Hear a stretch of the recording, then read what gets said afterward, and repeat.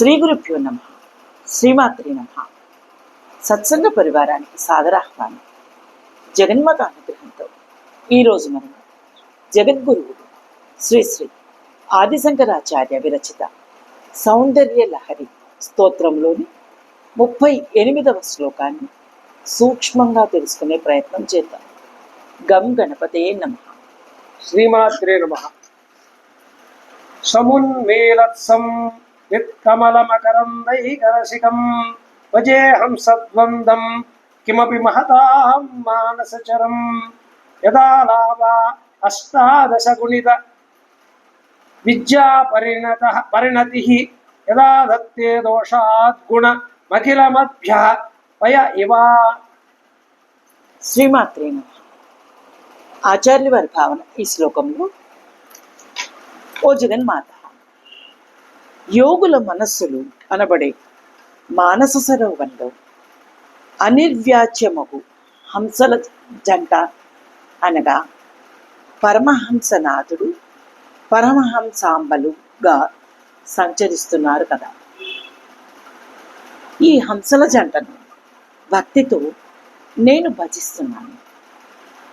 ఈ హంసల జంట అనాహత కమలములోని హృదయం, అనాహత కమలం అనగా హృదయంలో మకరందమును గ్రోలుటలో ఆసక్తి కలిగి ఉన్నారు కదా. ఈ హంస జంట మిథున సమయంలో చేసే ఆలాపము అనగా సంభాషణ, గానము 18 విద్యల రూపంలో పరిణితములై ఉన్నది కదా. క్షీరంతో మిళితమైన ఉదకమును విడిచి క్షీరమును మాత్రమే స్వీకరించే హంస జంట వలె సమస్త దోషములను నిర్మూలించి సకల గుణ సంపదలను అనుగ్రహిస్తున్న పరమేశ్వరులను నేను సేవించుచున్నాను. ఇక అంతరార్థం ఏమనగా, అష్టాదశ విద్యలు ఏ విధంగా ఆవిర్భవించాయో ఈ శ్లోకం ద్వారా ఆచార్యులు వారు మనకు తెలియజేస్తున్నారు. ఈ శ్లోకం ధ్యానం వల్ల బాలారిష్టాలు తొలుగుతాయి. సాధకులకు తొందరలో వచ్చే ఆటంకాలు నివారణ అవుతాయి.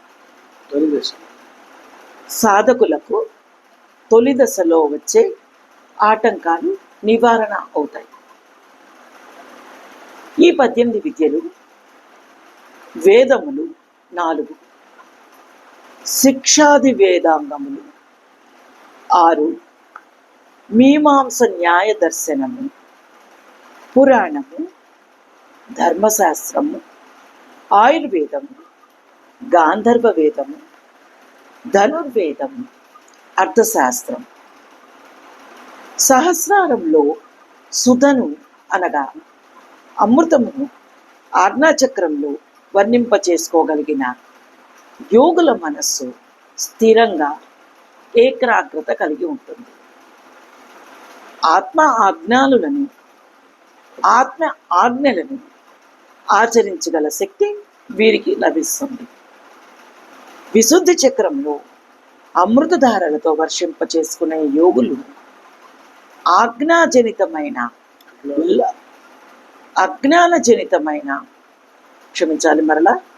విశుద్ధి చక్రంలోనూ అమృతధారలతో వర్షింపచేసుకునే యోగులు అజ్ఞానజనితమైన లౌకిక కోరికల నుంచి పరిశుద్ధులై శుద్ధ స్ఫటిక వంటి మనస్సు కలిగి ఉంటారు. ఈ శ్లోకం హృదయస్థాన అనాహత చక్రంలోని పద్మంలో వివరిస్తుంది. ఇది బంధూక పుష్ప రంగు కలిగి 12 దళములు కాషాయ రంగులో ఉంటుంది.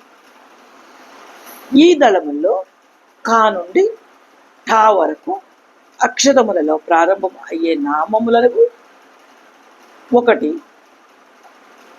కాళరాత్రి, ఖాతీత, గాయత్రి, ఘంటాధారిణి, జామిని, చంద్ర, ఛాయ, జయ, జుంకారి, జ్ఞానరూప, టంకహస్త, అహంకారిణి అనే ద్వాదశ శక్తులు ఉంటాయి. ఇక ఈ హృదయ స్థానం అనాహత చక్రం ఓ కల్పవృక్షం వంటిది. ఈ అనాహత చక్రం ఉపాసకులు తాము కోరిన దానికంటే ఎక్కువ ఫలితాలు అందుకుంటారు. అనాహత చక్రంలో తమ ప్రాణనాడిని కేంద్రీకరించే ఉపాసకులు అనర్గళంగా నదీ ప్రవాహం వలె ఉపన్యసించే సామర్థ్యం కలుగుతుంది. శ్వాసను హృదయ కమలం నందు నిలిపివేసే వారికి మాత్రం ఈ సామర్థ్యం కలుగుతుంది. ప్రతి వ్యక్తిలోనూ ఉండే హృదయ స్థానం ఆత్మస్థానమై, శిరస్సులోని మెదడు పరమాత్మ స్థానం అయి ఉన్నది. శ్రీదేవి ఉపాసనమైన ధ్యాన యోగం ద్వారా ఆత్మను అనగా హృదయాన్ని పరమాత్మతో అనగా మేధస్సుతో ఏకం చేసుకోవాలి. ఈ పైక్రియ చేయలేని వారు నిర్మలమైన భక్తితో ఈ ఏకత్వాన్ని పొందవచ్చు, అనగా భక్తి యోగంతో సాధించవచ్చు. హృదయ చక్రంను అంటిపెట్టుకుని ప్రకృతి ఉంటుంది. మాయా ప్రకృతిలో అంతర్భాగం. ఈ మాయ ప్రభావం వల్ల అనాహత చక్రంలోని ఆత్మ సామాన్యులకు కనిపించదు. శ్రీదేవి ఉపాసన లేదా భక్తి ద్వారా సాధకుడు ఈ మాయను ఛేదించాలి. దైవ పూజ, యజ్ఞం, శాస్త్రగ్రంథ పఠనం, శ్రవణం మున్నగునవి శ్రీదేవి ఉపాసనకు దోహదం అవుతాయి. ఇది పరిపక్వమై ఉపాసన కింద మారుతుంది. పరమాత్మను తెలుసుకోవాలంటే ముందుగా ఆత్మను తెలుసుకోగలగాలి. హృదయమే ఆత్మ. ఇందులోనే పరమహంసాంబికగా పరమేశ్వరుడు కొలువై ఉంటారు. ఈ హృదయ కమలమందు అగ్ని జ్వాలారూపుడైన సమయుడను పేరు గల పరమేశ్వరుడు, సమయ అను పేరు గల పరమేశ్వరి పుడిన వారై నా హృదయ కమలం నిలయమై నన్ను అనుగ్రహించుగాక అని ప్రార్థించిన అప్పుడు పరమాత్మయే పరమేశ్వరుడు, ఆత్మయే పరమేశ్వరులుగా అవుతారు. జగదంబ విచిత్రకిం పరిపూర్ణ కరుణాస్తి చేన్మయి. క్షమించాలి.